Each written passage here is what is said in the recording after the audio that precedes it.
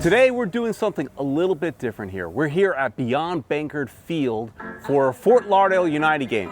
And for the first time, now we've done that before, but for the first time on this channel, we are media. So we're gonna go around and see what today is all about. I have not been media since we've created this YouTube channel. Now we did it a few times back in the days with the Fort Lauderdale Strikers and Miami FC, but with since we've had the YouTube channel, we haven't been media, so don't really know what we're going to be doing today, where we're going to be allowed to be.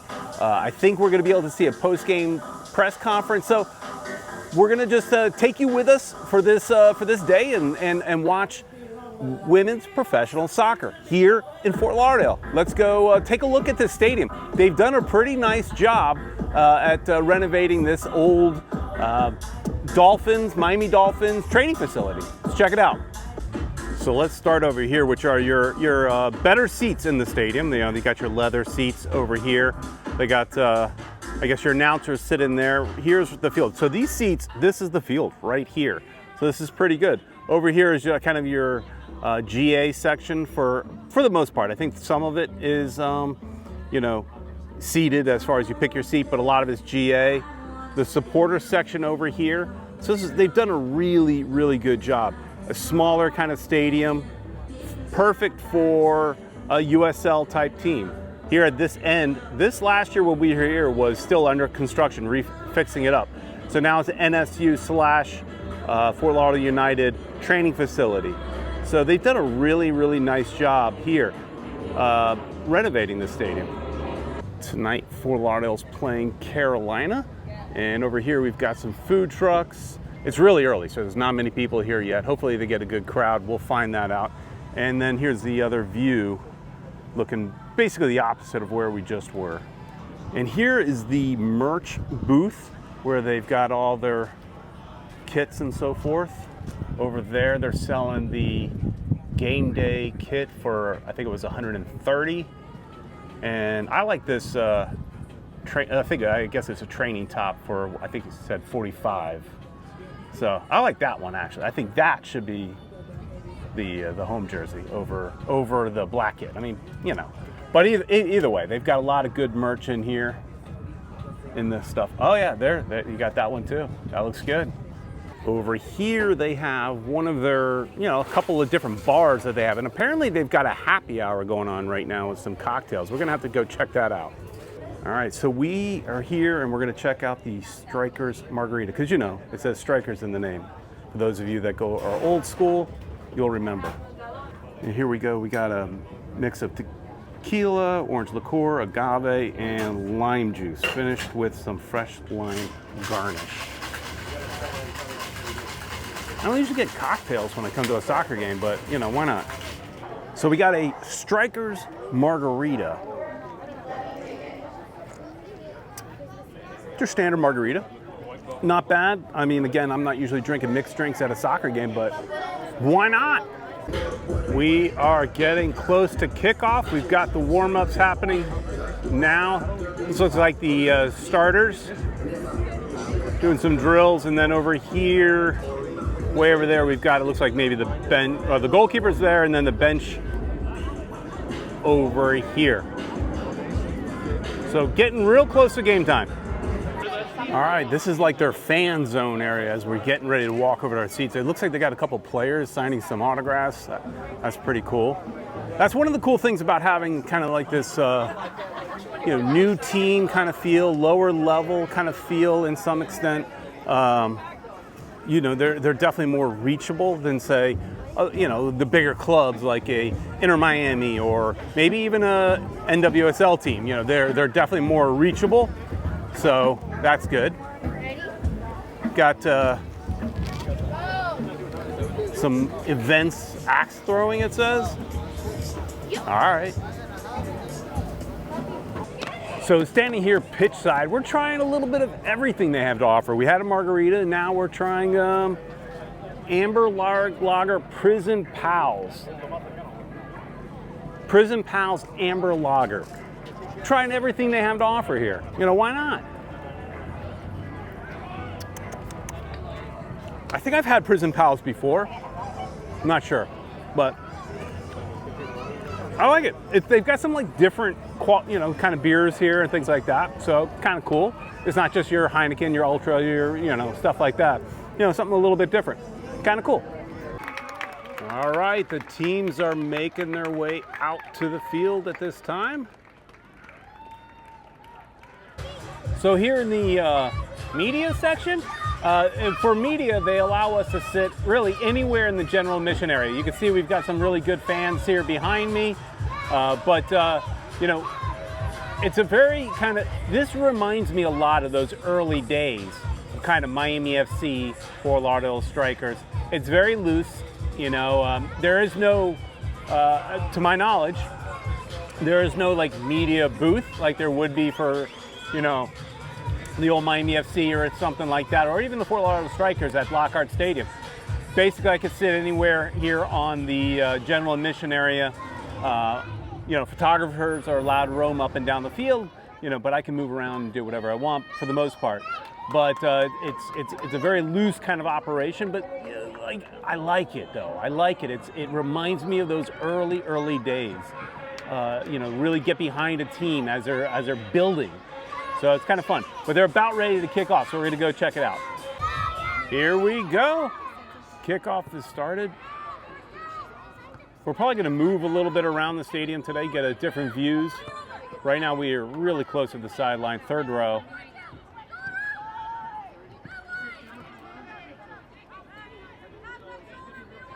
Something interesting, so just like last year when we did one of these videos, we don't know a whole lot about this team. We're going to learn as we go. But one thing that I do know is that, Fort Lauderdale United made it to the championship game last year. However, after getting that far, you'd think, hey, let's keep this team together. They didn't. Oh, no. Early goal for Carolina Ascent, as I'm just starting to kind of give you some history. Well, this kind of goes back to what I was saying is they let 14 players go. 14 players. Your number one goal scorer in Addie McCain, they let that player go. And she's now playing for Lexington. So this is a team that might take a little while to gel when they have so many new players. And right now, just a minute into the game, and they're down.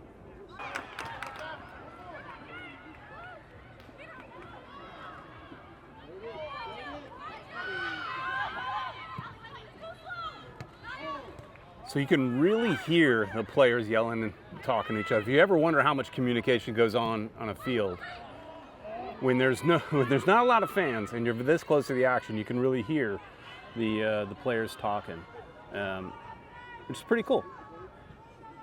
I would definitely urge anybody that's down here locally to come check this out. Support, a new team, something that's kind of in the early stages, second year, and they did well in their first year. Granted, you could tell there's not a lot of fans here. I was talking to some people in the club. One of our old friends, Tommy Knapp from the Fort Lauderdale Strikers, is here working for Fort Lauderdale United. So talking to him, and they said some games in November, they plan on being sold out, or around 4,000 or 5,000 people at least. They got some big plans as far as how to sell tickets, so having him on board is good. But, get in on the ground level of this team.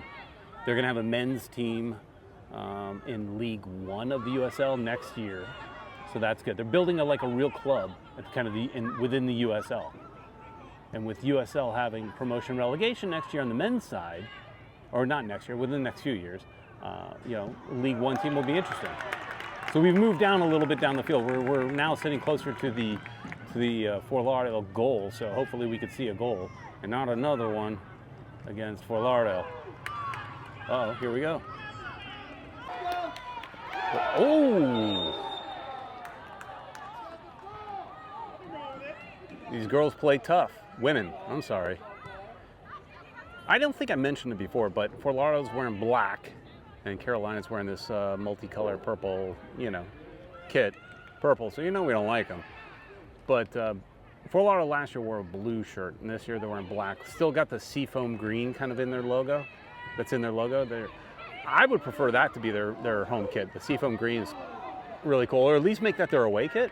That'd be really cool. But they went black. I love being this close and being able to hear the players. You're just listening to a defender. If you ever wonder like what they're saying on the pitch, defender is like a foul's called on her, and she's like, she's yelling at the ref, going, "That was so soft. I barely grazed her." You know, so it's just it's fun. It's you get to definitely. It's a much closer, in your face kind of atmosphere here, and the crowd's getting into it a little bit.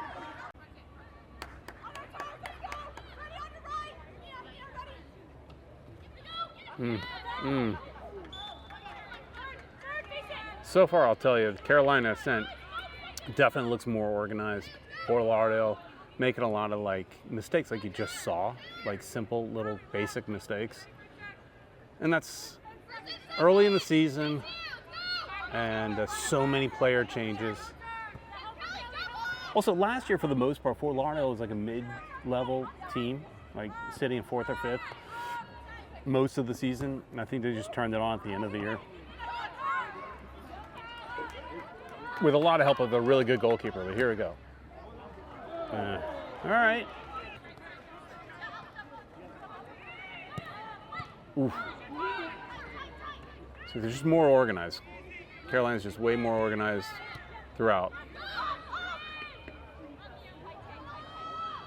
Although we know Fort Lauderdale can score. In their last game, their first game of the season, it was a 3-3 against Lexington. So they scored 3 goals, and they were up first. They were winning 1-0 at first.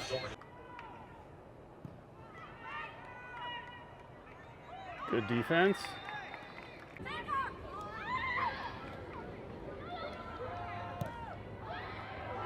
Ooh. I think it's probably the best chance so far. That's what happens when defenders take shots.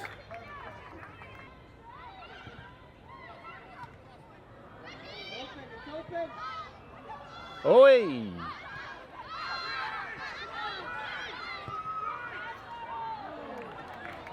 All right.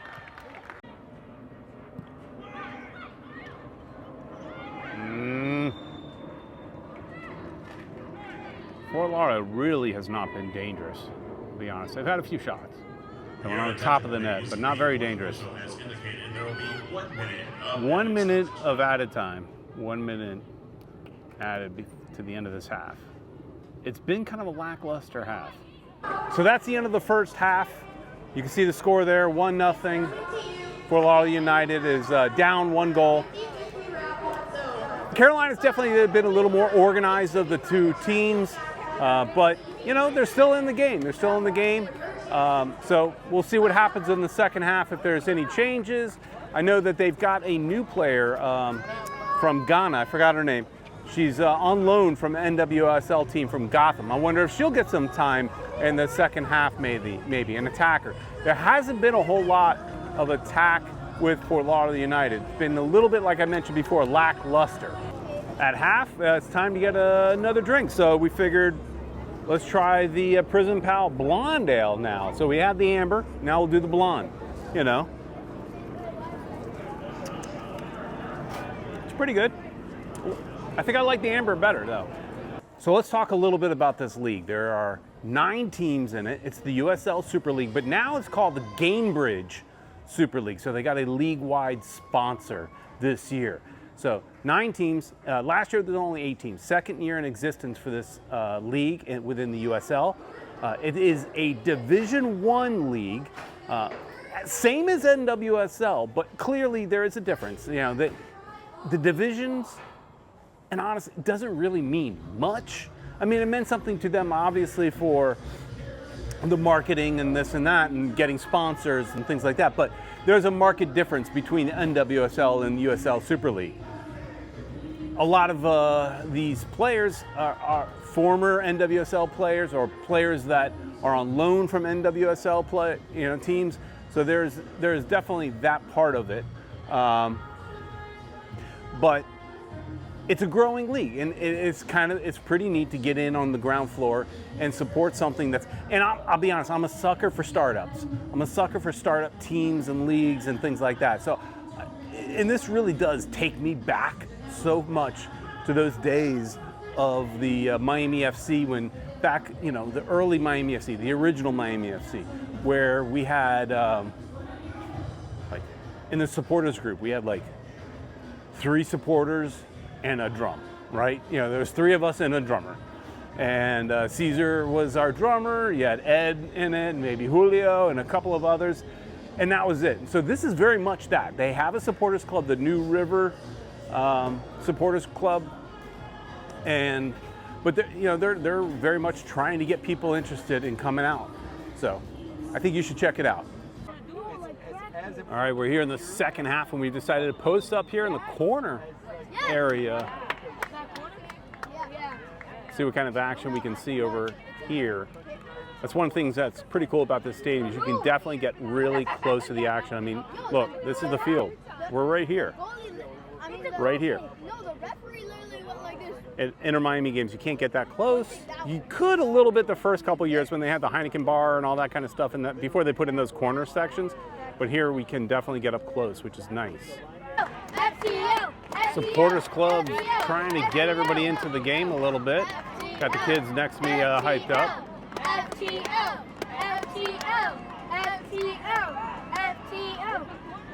Free kick here. Oh!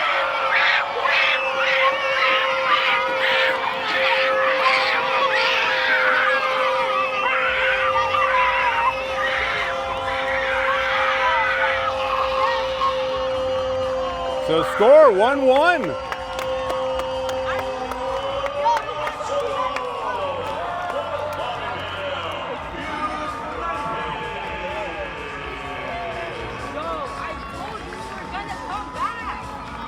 I'll be honest, both goals tonight felt like the goalkeeper should have had it. They both felt a little soft in a sense. I mean, goalkeeping needs to get improved on both sides, but hey, whatever it takes. Fort Lauderdale United's 1-1. They've evened it up with Carolina Ascent, so that's great. But like I said, both goals, I think the goalkeepers really should have done better on both goals. But hey, this team has a couple of new mascots this year, which are kind of cool.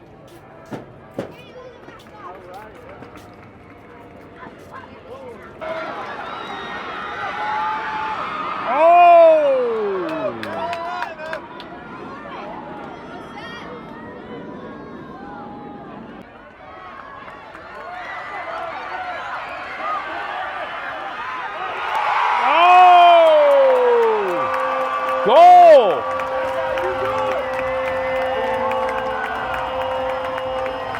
2-1, Fort Lauderdale.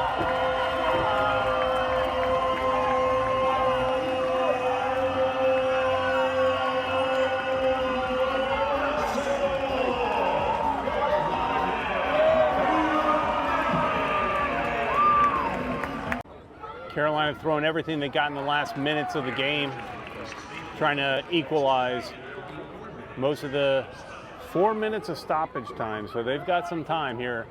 Carolina's throwing everything they've got.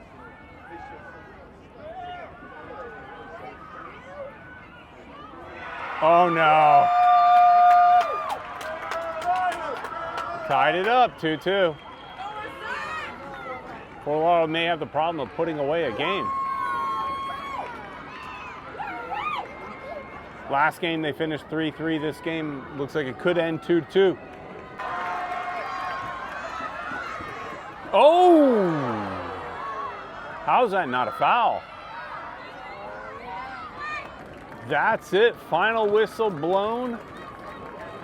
It is a tie game, 2-2. Yeah, obviously they showed resilience. First half wasn't good enough.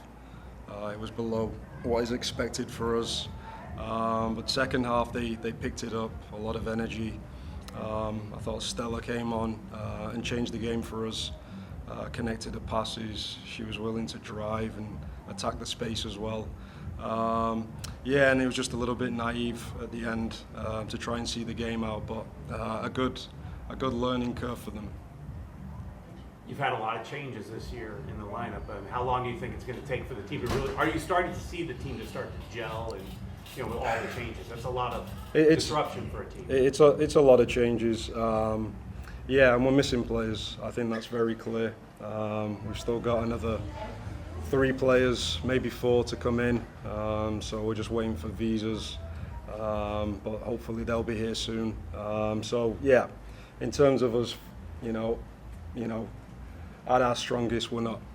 So the players are battling. They're trying to help, but we need those players in. It's very, very clear. Like I said, the team are doing very well to keep going. But when those players are there, I think that's when you'll start to see our soccer. Well, that's it. Ends in 2-2 draw.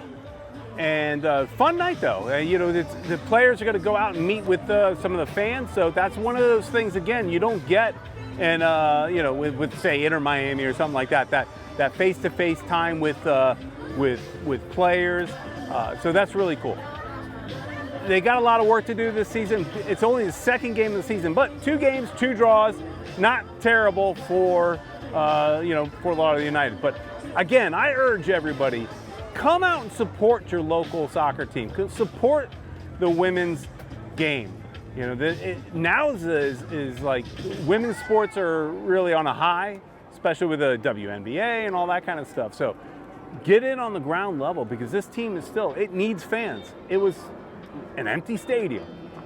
But I did get word that they do have plans on really having some real good ticket sale events type of thing where they feel like they should fill the stadium, make it a better atmosphere. But it's really cool because it's like grassroots. It's you're getting close to the action, all that kind of stuff. Support local, support Inter Miami, support Fort Lauderdale United. And I'll definitely try to check out the next game on September 13th. So that's the next home game. And so we'll try to come out again for that. So join me here next time at Beyond Bankard Field at Nova Southeastern. This is at Nova Southeastern in kind of Davie/Fort Lauderdale area. So thanks so much for watching. Please like, share, and subscribe. And we'll see you next time.